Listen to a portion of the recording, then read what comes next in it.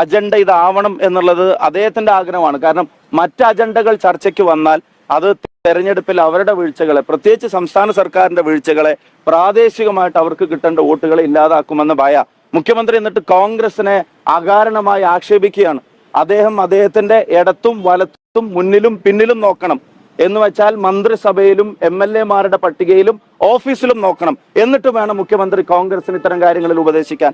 പക്ഷെ ഞങ്ങൾ അതീവ ഗൗരവതരമായ മറ്റു ചോദ്യങ്ങൾ ഉന്നയിക്കുന്നു. പത്മകുമാറിനെ പോലൊരാൾ ശബരിമല കൊള്ളയിൽ അകത്തായിട്ട് എന്താണ് കേരളത്തിന്റെ മുഖ്യമന്ത്രിയുടെ പ്രതികരണം? എന്താണ് കേരളം ഭരിക്കുന്ന പാർട്ടിയുടെ അക്കാര്യത്തിലുള്ള നടപടി? ഒരു നടപടി അവർ കാണിക്കട്ടെ. എന്ത് നടപടിയാണ് പത്മകുമാറിനെതിരെ പാർട്ടി സ്വീകരിച്ചത്? ഇതിപ്പോ കോടതി മേൽനോട്ടത്തിലുള്ള SIT ഇടപെടൽ ഉണ്ടായിട്ടില്ലെങ്കിൽ ഇത്തരം കാര്യങ്ങൾ മുന്നോട്ട് വരും. ഇനി അതും വേണ്ട, കോടതി ഇടപെടൽ ഇല്ലായിരുന്നെങ്കിൽ ഈ പറയുന്ന തട്ടിപ്പ് തന്നെ പുറത്തു വരുമായിരുന്നു. ഇപ്പൊ മുഖ്യമന്ത്രിയുടെ പാർട്ടിക്ക് അകത്ത് തന്നെ വേറെ ഒരു പരാതി കിട്ടി. നിമിഷ നേരം കൊണ്ട് കൈമാറലില്ല, നടപടികളില്ല, അറസ്റ്റ് വാറണ്ട് പുറപ്പെടുവിക്കലില്ല, സെർച്ച് വാറണ്ട് ഇല്ല. അപ്പൊ അതിനൊക്കെ എന്ത് ന്യായീകരണമുള്ളത്?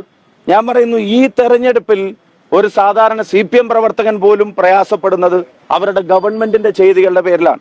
ഇപ്പൊ ജനങ്ങളെ ബാധിക്കുന്ന, ജനങ്ങളുടെ ചോദ്യങ്ങൾക്ക് ഉത്തരം കിട്ടാത്ത ഒരുപാട് ഇഷ്യൂസ് നിലനിൽക്കുകയാണ്. മുഖ്യമന്ത്രി പ്രതിപക്ഷ നേതാവിനോടും ശ്രീ KC വേണുഗോപാലിനോടൊക്കെ ചോദിച്ച ചോദ്യങ്ങൾക്ക് അവർ രണ്ടുപേരും മറുപടി പറഞ്ഞു.